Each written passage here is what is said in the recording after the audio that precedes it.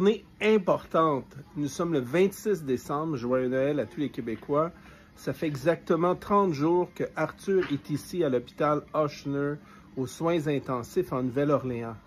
L'hôpital Montreal Children, le PICU, le centre pédiatrique de soins intensifs, nous ont dit carrément que le 29 novembre, ils allaient débrancher Arthur Tétrault, notre fils de 2 ans et 5 mois, si on ne le sortait pas de l'hôpital, si on ne l'envoyait pas dans un autre hôpital.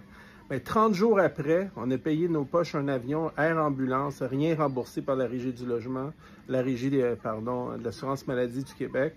Et on est ici en Nouvelle-Orléans, après 30 jours aux soins intensifs, un des meilleurs hôpitaux aux États-Unis.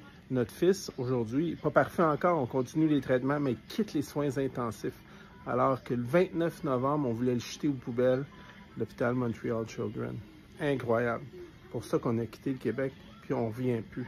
On revient plus. Regardez. Il n'y a plus de machine. Il respire tout seul. Ça, c'est juste pour son humidité. Il y a une trachéo. C'est pas parfait, mais ça s'en vient. À chaque jour que le bon Dieu amène, il s'améliore. Regardez, il n'y a plus de ventilateur, le bébé. Voyez-vous un ventilateur? Il n'y en a pas d'attaché à lui. Il respire par lui-même. On est dans la chambre à l'unité des soins intensifs. Les meilleurs hôpitaux au monde. Les meilleurs hôpitaux au monde. Regardez. Puis je vais prendre la vidéo quand on s'en va dans la nouvelle chambre. Dans la nouvelle chambre qui n'est pas aux soins intensifs. Donc notre enfant, grâce à notre tête dure, évidemment l'amour inconditionnel envers notre enfant, on a réussi à faire en sorte qu'il survive contrairement à ce que l'hôpital Montreal Children voulait faire. Il voulait forcer le don d'organes, ramasser les organes, les donner ou les vendre, on ne le sait pas. C'est ça qu'on va analyser. Puis on est ici, Ochsner, dans la ville de Nouvelle-Orléans.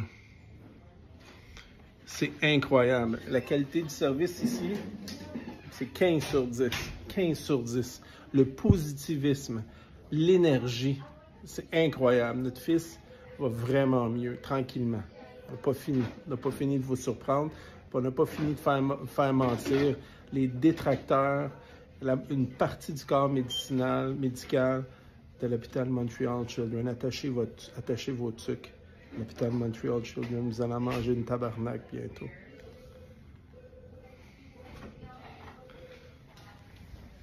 C'est pas fini, cette saga-là. C'est pas fini. Vous pensez que le Québec a besoin de changer? Moi, je vous confirme que le Québec, le système de santé, a vraiment besoin de changer. Ce n'est qu'un début. Attachez tous votre sucre. Il y a des têtes qui vont tomber bientôt. C'est crucial au Québec de faire un ménage dans notre système de santé. Crucial. Vous devriez faire une entrevue avec le docteur Pierre Marois de Sainte-Justine, un chef de file mondial en médecine hyperbarique pour enfants, en chambre hyperbare. Il a guéri des dizaines et des dizaines d'enfants qui étaient voués à l'échec, qui étaient bons pour les poubelles, comme ils ont dit à l'hôpital Montreal Children. Regardez bien. Toute la corruption, la collusion autour de Justin Trudeau qui bloque via Santé Canada l'utilisation de la médecine en chambre hyperbare.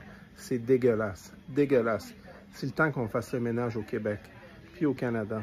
Ça va faire. Ça va vraiment, vraiment faire. On pourrait sauver des dizaines, des centaines de vies au pays. Au lieu de faire dire que nos enfants sont plus bons, sont bons pour la poubelle, puis qu'on doit prendre les organes puis les donner.